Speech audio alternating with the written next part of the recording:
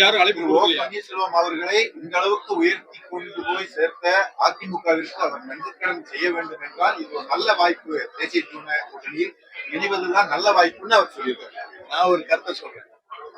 இன்றைக்கு திரு டிடிவி தினகரன் அவர்கள் என்னுடைய அருமை அண்ணன் திரு எடப்பாடி பழனிசாமி அவர்கள் ஜனநாயக கூட்டணியில் வெற்றி பெற வேண்டும், அனைத்து இந்திய அண்ணா திமுக ஆட்சி பொறுப்பில் இருக்க வேண்டும் என்று சொல்லியிருக்கிறார்.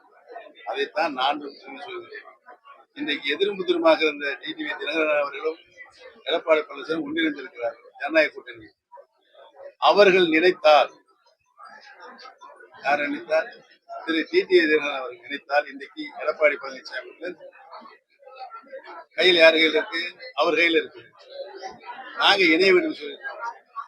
அதுல இருந்து மாறுபட மாட்டார். யார் இணைய வேண்டும் என்ற கோரிக்கையை மாறுபட மாட்டார். அவரும் அந்த கருத்தை அங்கே வலியுறுத்த வேண்டும். நானே இணையும் தானே சொல்றேன். அவரை இணையும் சொன்னா இணைஞ்சிடலாம்ல. அந்த வேலையை செய்தால் ஆட்டோமேட்டிக்காக அனைத்து இந்திய அண்ணா முன்னேற்றத்தில் மாபெரும் வெற்றி அடையும். தேசிய ஜனநாயக கூட்டணி இதுவரைக்கும் யார் உங்கள்கிட்ட வந்து சேர்றதுக்கு முயற்சி பண்ணிருக்காங்க? அதெல்லாம் ரகசியம், பரம ரகசியம். சார் இதுவரைக்கும் எந்த முடிவும் எடுக்க மாட்டேங்க. உங்களோட இருக்க ஆதரவாளர்கள் நிறைய வந்து திமுகவுக்கு எல்லாமே போயிருக்காங்க சார்.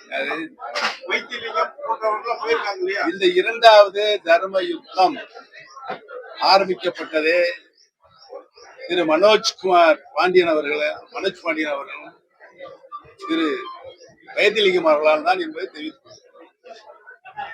நாங்கள் இந்த கூட்டணி இந்த எலெக்ஷன்ல வந்து தாவகவுடனோ இல்ல திமுகவோட இணைய புரியுங்கிற மாதிரி ஒரு மிகப்பெரிய அதான் நான் ஏற்கனவே ஆரம்பத்திலே உங்கள்கிட்ட சொல்லிட்டேன்.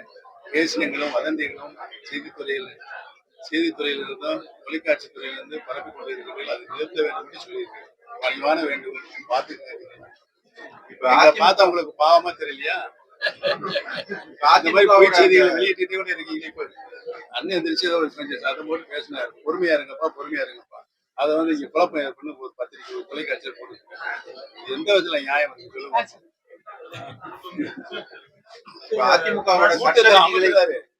அமைச்சிட்டு யாரு சண்டை உள்ள எல்லாம் சமாதானமா ஒருங்கிணைந்து அண்ணன் பேர் தான் நாங்க கருத்து பரிமாறி